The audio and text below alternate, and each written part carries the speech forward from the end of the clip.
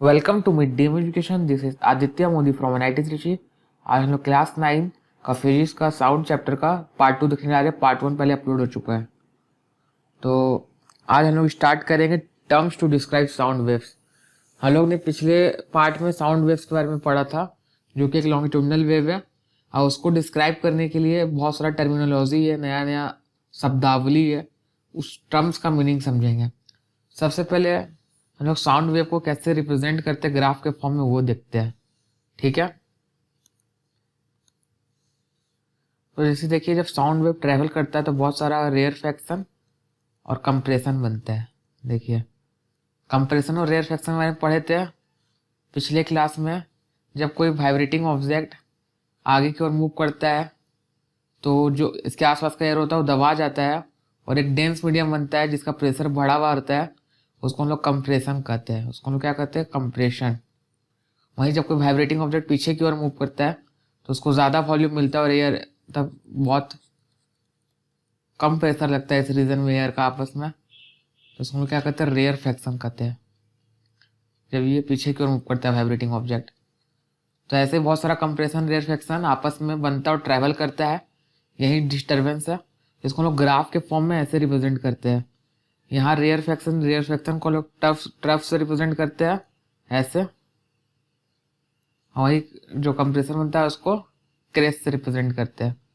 तो वैसे ही मान लीजिए यहाँ कंप्रेशन बना, ये रेयरफैक्शन है, फिर कंप्रेशन, फिर रेयरफैक्शन, फिर कंप्रेसर, फिर रेयरफैक्शन। उसको ग्राफ में ऐसे रिप्रेजेंट करेंगे, कंप्रेशन, ये रेयरफैक्शन, ये कंप्रेशन, ये रेयरफैक्शन, ये कंप्रेशन। ठीक है, तो वेरियस टर्म्स है इस ग्राफ को डिस्क्राइब करने के लिए, वो हम लोग पढ़ते हैं अभी। सबसे पहला वेवलेंथ। तो वेवलेंथ क्या है? तो the distance between two consecutive compression और two consecutive rarefaction is called wavelength. कोई भी दो कंप्रेशन और रेयरफैक्शन के बीच के डिस्टेंस को हम लोग वेवलेंथ कहते हैं। जैसे देखिए, क्रेस्ट जो है वो कंप्रेशन को रिप्रेजेंट करता है, तो दोनों के बीच का डिस्टेंस क्या हो गया? वेवलेंथ हो गया। वैसे ये जो ट्रफ है ये रेयरफैक्शन को रिप्रेजेंट करता है, तो दोनों के बीच का डिस्टेंस वेवलेंथ हो गया।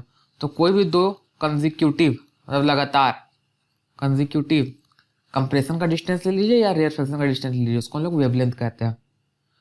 वेवलेंथ को हम लोग लैम्डा से रिप्रेजेंट करते हैं, जो कि गीक लेटर है, और इसका ऐसा यूनिट मीटर है। क्योंकि डिस्टेंस है तो डिस्टेंस का ऐसा यूनिट मीटर होता है, क्योंकि दो कंसेक्यूटिव कंप्रेशन या फिर रेयरफैक्शन के बीच का डिस्टेंस को हम लोग कहते हैं वेवलेंथ। तो डिस्टेंस का तो ऐसा यूनिट मीटर ही होगा। अब हम लोग पढ़ेंगे फ्रीक्वेंसी। तो फ्रीक्वेंसी क्या है? The number of complete waves produce in 1 second is called frequency of the wave. It is a number of vibration that occur पर सेकेंड। कंप्लीट वेव मतलब क्या हुआ? कंप्लीट वेव मान लीजिए कोई अगर ये यहाँ से स्टार्ट हो रहा है तो उसी पोजीशन में वापस लौटना। यहाँ से स्टार्ट हो रहा है, कंप्रेशन बनाया, फिर रेयरफैक्शन बनाया, फिर उस पोजीशन में वापस लौट गया। अब इसको ये रिपीट करेगा इसके आगे, फिर से ये कंप्रेशन बनाएगा, फिर रेयरफैक्शन बनाएगा, फिर वहाँ आएगा। तो एक कंप्लीट वेव। जैसे देखिए, ये यहाँ पे अब लाइन खींच दीजिए, मतलब एक सेकेंड, लाइन टेढ़ा हो गया।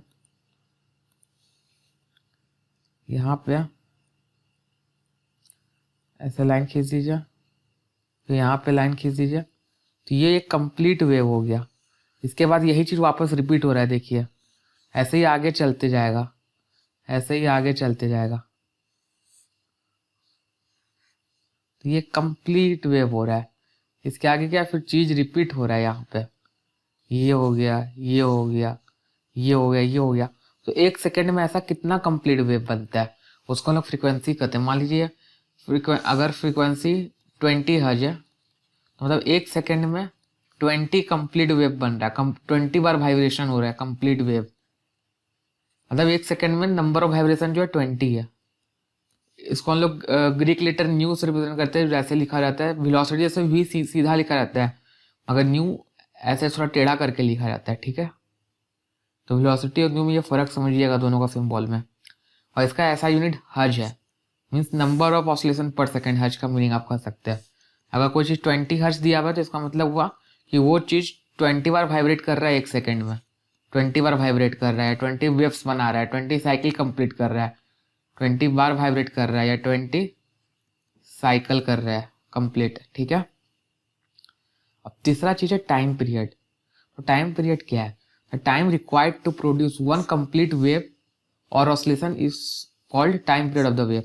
तो बताए थे कि जैसे ये एक कंप्लीट वेव हुआ, मतलब जहाँ से स्टार्ट हुआ वो पोजीशन में वापस लौट जाने कंप्लीट वेव बनता है, कि ये यहाँ से स्टार्ट हुआ, घूमते घूमते वापस वहीं पोजीशन में पहुंच गया, फिर वो स्टार्ट हुआ, फिर घूमते घूमते वहीं पोजीशन में पहुंच गया, इक्विलिब्रियम पोजीशन में। तो इस कंप्लीट वेव को बनने में जो टाइम लगता है उसको हम लोग क्या कहते हैं, उसको हम लोग कहते हैं टाइम पीरियड। कि एक ऑसिलेशन होने में कितना टाइम लगता है। एक ऑसिलेशन क्या हुआ, इक्विलिब्रियम पोजीशन से स्टार्ट होना, एक कंप्रेशन बना, एक रेयरफेक्शन बना, फिर वापस इक्विलिब्रियम पोजीशन में पहुंच जाना, ये कंप्लीट वेव हुआ, एक कंप्लीट ऑसिलेशन हुआ। इसको होने में कितना टाइम लगता है उसको हम लोग क्या कहते हैं, टाइम पीरियड। इसको हम लोग सिंबल टी से रिप्रेजेंट करते हैं और इसका ऐसा यूनिट जो होता है वो सेकेंड होता है, ठीक है। और एक यहाँ पे रिलेशन आता है टाइम पीरियड और फ्रीक्वेंसी के बीच में, क्योंकि हम लोग फ्रीक्वेंसी जानते हैं कि नंबर ऑफ ऑसिलेशन पर सेकेंड फ्रीक्वेंसी। एक सेकेंड में कितना ऑसिलेशन हुआ, तो हम सिंपली एक सेकेंड को डिवाइड दे देंगे एक ऑसिलेशन में कितना समय लगता है टी से। तो ये रिलेशन आ गया म्यू इक्वल्स टू 1/t, और सिंपली कह सकते हैं टी इक्वल्स टू 1/μ। सिंपली देखिए, मान लीजिए अगर आपके पास 100 सेकेंड दिया हुआ है और एक ऑसिलेशन होने में 5 सेकेंड लगता है, तो हम पूछेंगे 100 सेकेंड में कितना ऑसिलेशन हुआ, तो अब 100 को 5 से डिवाइड दे दीजिएगा, ठीक है, तो 20 आ जाएगा। अब यहाँ पे देखिए फ्रीक्वेंसी का डिफाइन किया गया, फ्रीक्वेंसी डिफाइन किया कि एक सेकंड में कितना ऑसिलेशन हो। मान लीजिए टाइम पीरियड है एक ऑसिलेशन का 0.2 सेकेंड। अब फ्रीक्वेंसी एक सेकंड में कितना ऑसिलेशन होगा, एक को 0.2 से डिवाइड दे दीजिए, तो इसका मतलब 5 ऑसिलेशन होगा, तो फ्रीक्वेंसी 5 हर्ट्ज हो गया। अब एक सेकंड में 5 बार ऑसिलेट करेगा, ठीक है। तो फ्रीक्वेंसी डिफाइन किया गया कि एक सेकंड में कितना ऑसिलेशन होगा, और हमको टाइम पीरियड पता है कि एक ऑसिलेशन होने के लिए इतना टाइम लगता है, तो एक सेकंड में कितना होगा उसको टाइम पीरियड से डिवाइड दे देंगे तो फ्रीक्वेंसी आ जाएगा, ठीक है। ये फॉर्मूला याद रखिएगा। अब चौथा है एम्पलीट्यूड। तो एम्पलीट्यूड क्या है, the maximum displacement of the particle of the medium from their original mean position on passing a wave through the medium is called amplitude. It is represented by the letter A, और इसका ऐसा unit क्या होता है, metre. Amplitude दरअसल हुआ क्या, पहले ये देखते हैं। ये पार्टिकल अपना मीन पोजीशन से डिस्प्लेस कर रहा है, तो मैक्सिमम डिस्प्लेसमेंट कितना आ रहा है इसको लोग एम्पलीट्यूड कहते हैं। इस डिस्टेंस को, इस डिस्टेंस को हम लोग एम्पलीट्यूड कहते हैं। ये क्या रिप्रेजेंट कर रहा है, मान लीजिए ऑब्जेक्ट ऐसे ऐसे ऐसे वाइब्रेट करना स्टार्ट हुआ, तो वाइब्रेट करके यहाँ तक पहुँचता है, फिर वापस वहाँ से मीन पोजीशन में आ जाता है, तो इस डायरेक्ट यहाँ से फिर मीन पोजीशन वापस इस डायरेक्शन में जाता है, फिर वापस वो इधर आ जाता है। तो ये इसका इक्विलिब्रियम पोजीशन है, मीन पोजीशन। वाइब्रेट कर रहा है ऐसे ऐसे ऐसे ऐसे ऐसे ऐसे वाइब्रेट कर रहा है, तो कितना दूर तक जा रहा है मैक्सिमम कितना दूर तक जा रहा है, ये जो डिस्टेंस है, ये जो डिस्टेंस है मैक्सिमम जो दूर तक जा रहा है उसको लोग कहते हैं एम्पलीट्यूड। वहीं ग्राफ में ये ऐसे रिप्रेजेंट हो रहा है, ठीक है। और इसको हम लोग लेटर ए से रिप्रेजेंट करते हैं, और इसका ऐसा यूनिट क्या, मीटर है। अब हम लोग पढ़ेंगे पांचवा प्रॉपर्टी जो बहुत इंपॉर्टेंट, मतलब एक तरह से अब हम लोग पढ़ेंगे पांचवा टर्म्स जो कि लास्ट टर्म है इसका, वो है स्पीड। तो स्पीड क्या है, यहाँ पे डेफिनेशन शायद वापस से रिपीट हो गया, ये डेफिनेशन नहीं है, ये एम्पलीट्यूड का वापस से रिपीट हो गया है।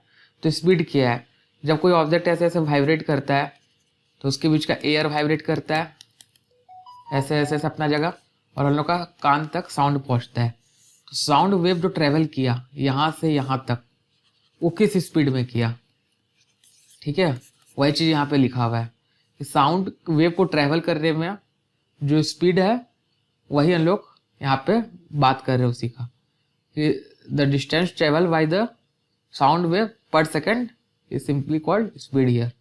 ये लेटर वी से नोट करते हैं, इसका ऐसा यूनिट मीटर पर सेकेंड होता है, हम लोग को पता है। तो जैसे कि यहाँ वाइब्रेट हो रहा है, साउंड वेव ऐसे ट्रेवल कर रहा है, यहाँ साउंड वेव ऐसे ट्रेवल कर रहा है, तो ये हम लोग इसके जो डिस्टेंस पर सेकेंड में ट्रेवल करता है उसको हम लोग सिंपल स्पीड कहते हैं। तो कैरेक्टरिस्टिक्स ऑफ साउंड अब हम लोग नेक्स्ट क्लास में पढ़ेंगे।